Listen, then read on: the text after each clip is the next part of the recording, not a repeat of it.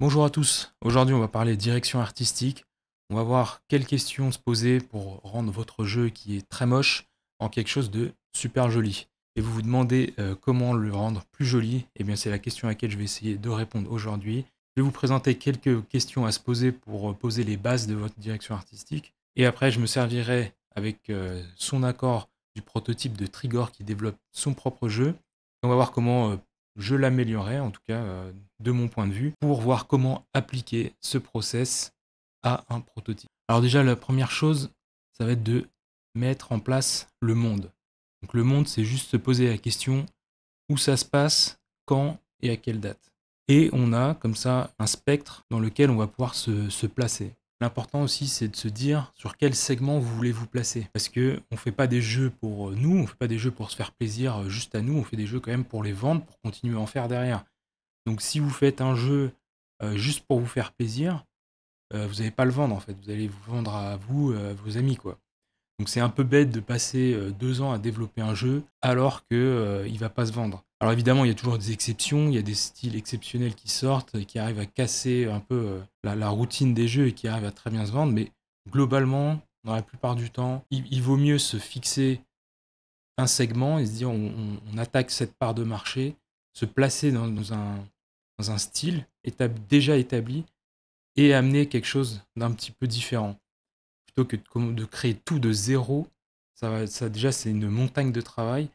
Et en plus, vous n'êtes pas sûr du résultat. Alors que si vous vous placez au moins dans quelque chose qui existe déjà, vous avez déjà un peu plus de chances de séduire, on va dire, les joueurs qui sont habitués à ce style. Alors vous avez un spectre assez large, donc en général, ça part de la fantasy à la science-fiction.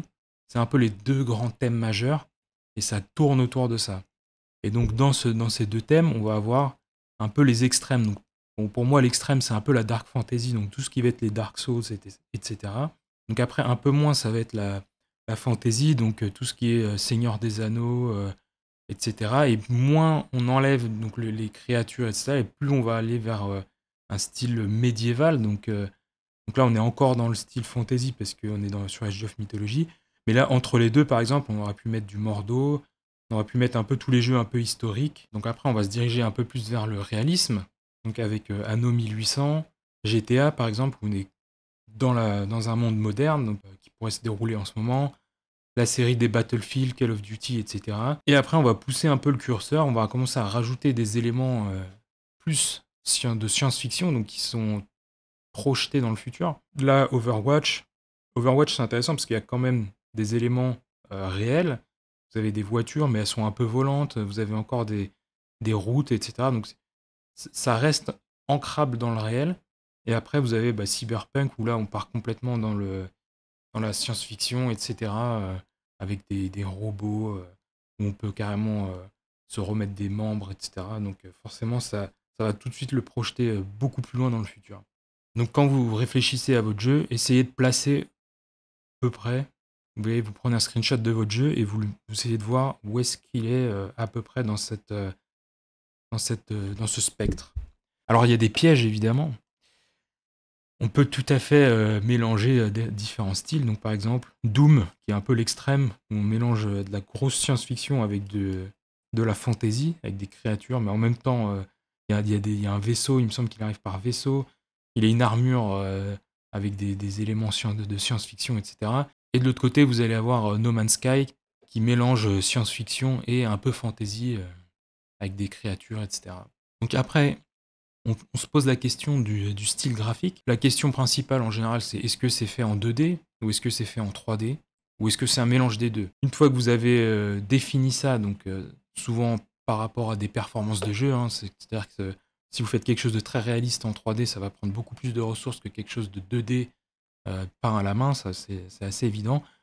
Mais des fois, on peut avoir un entre-deux. Donc par exemple, le style peint à la main, qui est utilisé par exemple sur World of Warcraft, League of Legends ou Dota, on a quand même des textures qui ont l'impression d'avoir été peintes à la main. Et en fait, c'est ça qui va donner ce style graphique assez particulier, tout en ayant les objets en 3D. Donc les personnages, les murs, etc. Tout ça, c'est en 3D.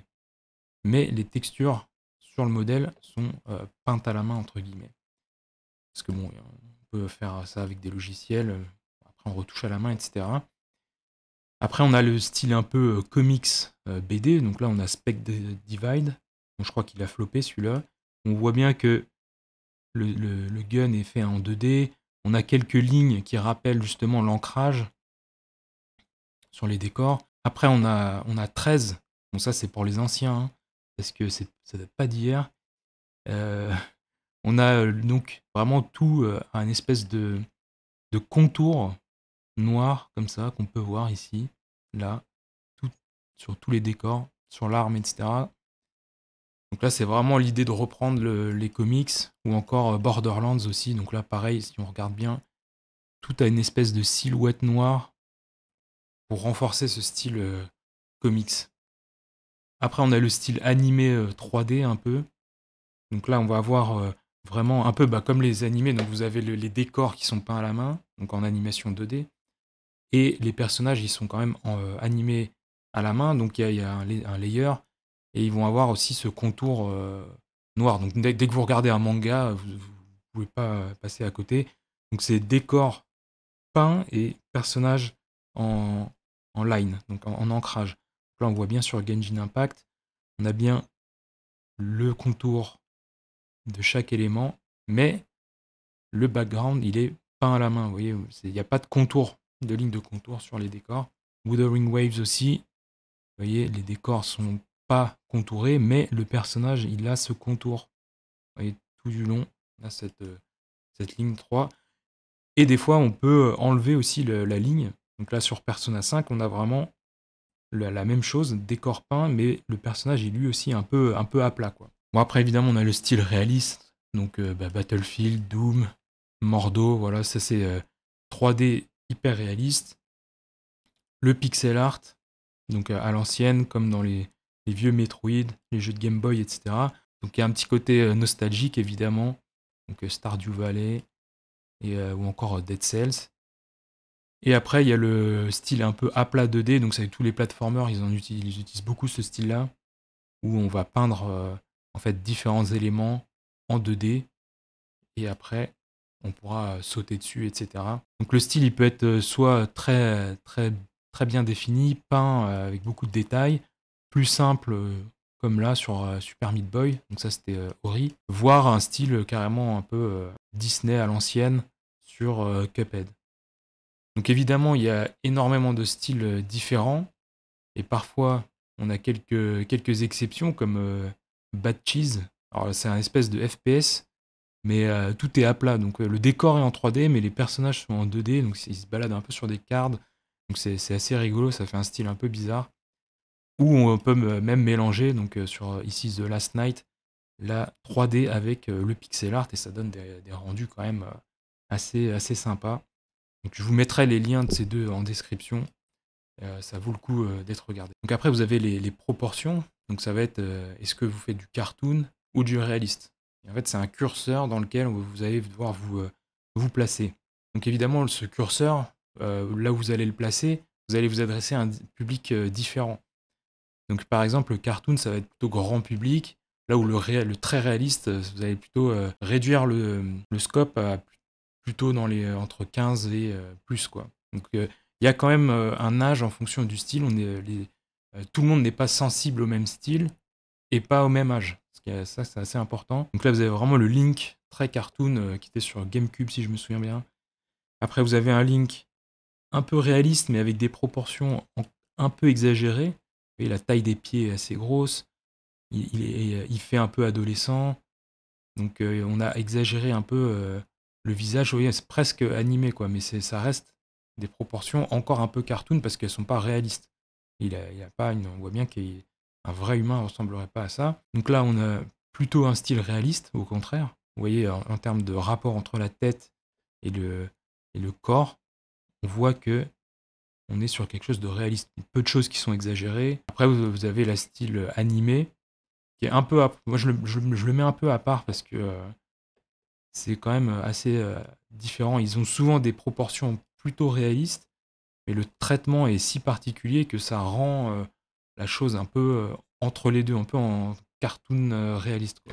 On va passer au prototype de Trigor. Donc je prends un screenshot de son jeu et ce sera ma base de travail je vais essayer de me calquer au mieux. Je vais reprendre la caméra, je vais refaire une petite base en 3D pour pouvoir poser la direction artistique que j'imagine. Alors comme on n'en a pas parlé, ça sera juste ma vision comme ça qui servira d'étude de cas entre guillemets. Donc je commence par un petit mood board vraiment très simple. Donc pour moi, ça sera un Genshin Impact. Ça va être ma ligne directrice. Je vais me placer sur ce style-là. Et donc je vais essayer de le reproduire sans faire 1-1, quoi. Je ne vais pas vraiment faire exactement comme ils font. Je vais essayer de décaler un petit peu, de sortir un peu de ça. Mais mon objectif, ça va être ça. Donc ça, c'est son personnage principal. Donc vous voyez, pour reprendre un peu ce que je disais tout à l'heure, dès que vous avez un asset, donc un personnage, un objet, etc., je reprends ma ligne cartoon anime et en fait, je vais venir le placer. Donc à chaque fois que je crée quelque chose, je me pose la question où est-ce qu'il irait. Et c'est comme ça qu'on va avoir une régularité dans nos dessins, dans nos décors, etc. Donc là, je vois qu'il est clairement entre le réaliste et le semi-réaliste. Je dirais, celui-là, je le qualifierais de semi-réaliste. Mais il n'est pas anime vraiment. Vous voyez, le nez est assez bien défini, il a les sourcils, etc. Euh, on, on est un peu dedans, mais comme les proportions elles sont plus proches de lui, on n'est pas exactement dans du animé. Voilà, on est un peu dans un entre-deux. Donc après, pour les décors, donc, je vais partir sur une texture peinte donc en 2D et appliquée sur des modèles 3D. Donc j'ai pris quelques références ici. Je pense que niveau optimisation du jeu, ça va être trop compliqué d'avoir un niveau de détail aussi élevé pour les herbes. Pour l'arbre, donc je vais rester plutôt sur un sol peint comme ça, avec quelques petites touffes d'herbe à plate. Et en fait, le but donc de cette première étape, ça va être de poser comme un petit diorama, comme ça, un morceau de jeu où on va essayer de résoudre au maximum les problèmes visuels pour pouvoir après le déployer sur tout le reste du jeu. Donc cette petit diorama, c'est vraiment votre base. Donc il faut se focus sur une seule image, un screenshot, verrouiller le style, et après on peut le déployer partout. Donc je pense qu'il a une palette en fait qui est un peu trop sombre, qui est pas assez pétante quoi. La saturation, faut vraiment saturer beaucoup plus. Et donc la palette, ce sera ça. Donc très inspiré de Pokémon, même si Pokémon je trouve est un peu trop saturé encore. C'est un peu agressif. Mais voilà, ça va être plutôt ce genre de palette. Celle-là, je l'aime beaucoup. Donc je vais garder ça. Pour reprendre le prototype, j'ai commencé par les textures. Donc je vais reprendre les textures du sol et de l'herbe. Donc j'ai fait une texture qui se duplique à l'infini. Comme vous pouvez le voir, il n'y a aucune transition entre chaque côté. Donc c'est pour ça qu'on dit qu'elle est infinie. Et j'ai fait la même chose pour l'herbe. Donc je suis venu repeindre une texture qui elle aussi est infinie. Je fais juste un petit cube pour voir comment ça allait rendre. Et donc ça c'est ma base sur laquelle je vais commencer à travailler. J'ai juste rajouté des petites fleurs. Je suis venu casser là la transition entre les ombres et les rochers pour casser aussi la texture qui est un peu trop flat là, qui est trop régulière et répétitive. Ajouter un peu là cette texture de chemin. Donc là on a le personnage et après ensuite des petits buissons et l'arbre. Donc ça c'est la première version. Donc je suis pas hyper fan des trucs carrés comme ça fait un peu Minecraft. Faudrait trouver. Je vais chercher une solution là pour que ça soit un peu plus acceptable. Alors la solution que j'ai trouvée, ça va être de venir en fait reprendre chaque coin et de venir faire un bevel ici pour que ce soit beaucoup plus arrondi. En fait, ça va permettre de garder les niveaux bien définis, que ce soit pas juste une pente. Et pour casser le côté un peu trop carré aussi, j'ai étendu à 45 degrés, voilà, la pente des rochers. Comme ça va ajouter un petit peu de quelque chose de plus naturel dans la transition entre les différents plateaux. Donc là, j'ai re-rendu avec donc ces arrondis. Donc j'ai fait une première passe où j'ai repeint, donc j'ai rajouté des cailloux, des herbes, des petites fleurs, etc. pour venir casser en fait la répétition de la texture, pour que ce soit pas trop plat. Hop, après quelques petits buissons, je rajoute le personnage. Après, j'ai rajouté un semblant d'UI, voilà, où il y aura peut-être un marché, l'arbre à compétences, le sac. Voilà, c'est juste pour donner un peu une première indication. Après, je rajoute de la profondeur, de la perspective atmosphérique. Là, je me reporte un peu à ma palette. Vous voyez, en fait, cette perce atmosphérique qu'on a. Donc, on la voit un peu plus normalement quand on est en 3D, en vue Pokémon comme ça. Là ça apparaîtra plus. En vue de dessus, en général, on la voit pas trop. Si je reprends l'exemple de League of Legends, on est tellement à 90 degrés en vue isométrique qu'on n'est pas censé la voir. Mais moi, j'aime bien en donner un petit peu quand même, histoire qu'on sente que le premier plan est un peu plus proche de nous que l'arrière-plan. Donc après, j'ai repris l'arbre, le cercle d'invocation, la barre de vie, pourquoi pas la mettre au-dessus. Ok, donc ça c'est ma base finale. Après, je vais faire un props. Donc je dessine toujours avec mon personnage à côté pour être sûr que le style match. Donc on voit bien que la tour avant, elle était un peu à côté par rapport au personnage. Donc j'ai essayé différentes options. Et là, on revient au thème de l'échelle. Vous voyez, est-ce que cette échelle de tour fait bien, marche bien à côté du personnage? Moi, je trouve que ça marche pas trop. Il y a un côté un peu bizarre. Ça me fait un peu penser à Clash of Clans. Alors, Clash of Clans, c'est justifié parce que les tours, les personnages sont immenses et ils sortent d'une toute petite tour. Mais parce qu'il y a des contraintes qui nous obligent à faire ça. Là, il n'y a pas grand-chose qui nous oblige à faire absolument une tour. Donc, j'ai fait un espèce de lance-canon sur tourelle qui peut être déployé. On peut imaginer une petite animation, etc. Et après, je la place dans ma scène. Donc là, on voit la tour. Donc elle est pas, je trouve qu'elle dénote un peu du reste. Alors que quand je mets les lance-canons, ils font un peu plus intégrés, ils sont un peu plus dans l'esprit de ce que je viens de mettre en place. Donc après, je suis retourné dans Blender, j'ai posé quelques volumes en 3D pour essayer de définir cette tourelle, tout en travaillant à côté de ma référence. Donc j'essaye de garder en tête que l'échelle doit être à peu près similaire. Je fais un rendu et je commence à repeindre par-dessus dans Clip Studio Paint.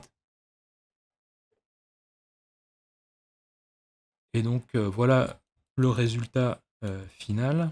J'ai rajouté l'ombre. Et alors là, il y a la grande question de la ligne. On a notre personnage qui a une ligne, le décor qui n'a pas de ligne, mais est-ce que les objets, les props qu'on va rajouter dans le décor, vont avoir une ligne? Donc ça, c'est un peu la question à 1 million. Vous voyez, est-ce qu'on garde une ligne simple comme ça ou ça le détache un peu, je trouve que c'est pas mal, puisque comme c'est des éléments qui pourraient potentiellement disparaître et apparaître, ça permet de bien les isoler du décor, avec peut-être une barre de vie aussi, je sais pas s'ils prennent des dégâts ou pas. Et donc bah voilà le résultat final. Donc pour finir, je merge tous les layers et je vais rajouter mon petit péché mignon, une aberration chromatique. Alors on va y aller doucement quand même. Allez, on va dire 4, 5, juste pour qu'on ait là cette petite arête. Et voilà, ça rajoute un petit effet sympa.